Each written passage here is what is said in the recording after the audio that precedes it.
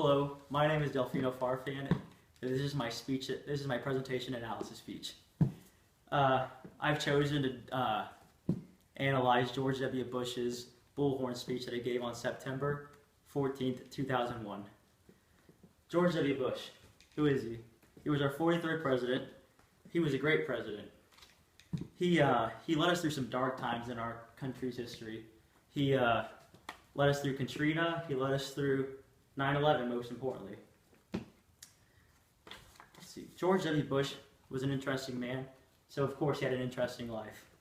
He was born on July 6, 1946. His dad, George H.W. Bush, was the 41st president, and his mother, Barbara Bush. George Bush was born in a small town in Connecticut, but he ended up moving to Midland, Texas, and that's where he grew up in life. That's where he grew up. He attended Yale in 1969, but of course, we all know George, he's a character, so he put social above academics. Since he did that, he became the president of Delta Kappa Epsilon, and he was invited into the Society of Skull and Bones, which was a very prestigious organization on Yale campus. It's an invitation-only organization. He met Laura Welch in a backyard barbecue through his friends, and only 3 months later, he proposed to her. And Laura Welch and George Bush married on November 5th, 1977. And after that, they decided to move back to Midland because George had an oil business back there. And around 1988 to 1990-ish, his oil business was declining, so George decided to make a little bit of profit, what he could off of it, so he decided to sell it. And right around that time, he decided he was going to run for Texas government.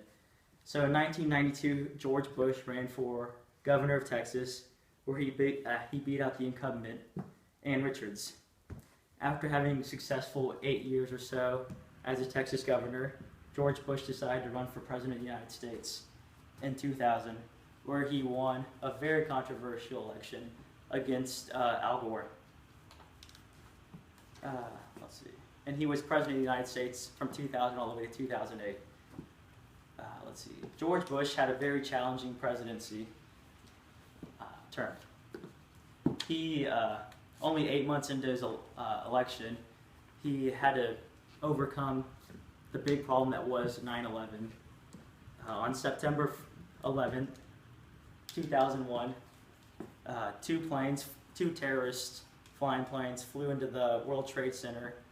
Another one crashed into the Pentagon, and the fourth plane was heading towards Washington, D.C., but thanks to some brave people, brave passengers, they decided to hijack the cockpit from the terrorists, or they attempted at least, and they ended up crashing the plane in a small field near Shanksville, Pennsylvania.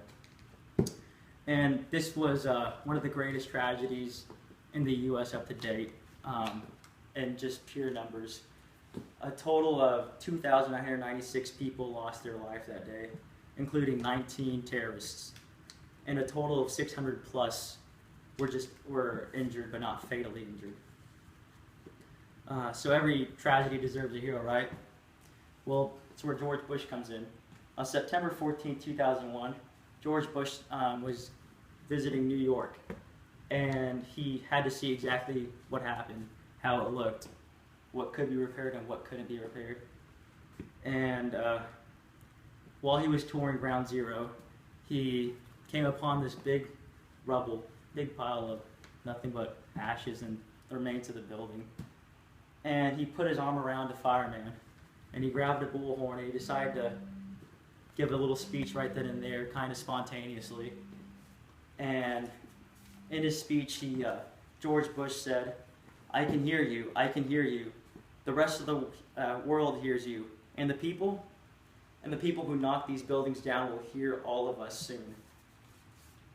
So that powerful message just kind of showed how powerful his words were. He was so enraged and so full of emotion that he essentially declared war at that very moment, only 3 days later after the attack. He said he wanted to find out who did this, and he wanted to go take him down. So in conclusion, George Bush, he was a great president, great speaker, but more importantly, he was great at comforting millions at once. He knew what to say. He knew exactly how to say it. I think Ken Walsh said it best in the article published by Ken Walsh on April 25th, 2013. Ken wrote, "It was George W. Bush's bullhorn moment, one of the most riveting and important points in his presidency, illustrating the personal qualities he was most proud of, a pride in making decisions from the gut." Thank you.